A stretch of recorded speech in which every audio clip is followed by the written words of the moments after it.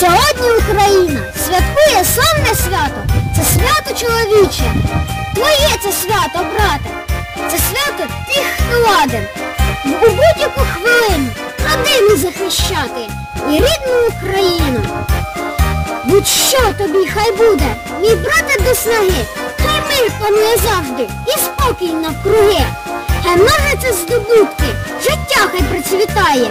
Покровом Божа матір тебе хай огортає. Хоробрим, сміливим хочу зрости, кордони України буду берегти. Продовжувати батьківську справу, рости Україні на славу. Прямо тут товаришувати, вирости, піду солдат. Буду справжнім вояком. Вивчусь на артилериста, або не танкістом, а ще краще моряком.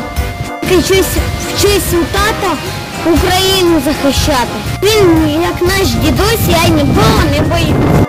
Дід мій в армії служив, тато в армії служив. Я служити теж піду, і я їх не підведу.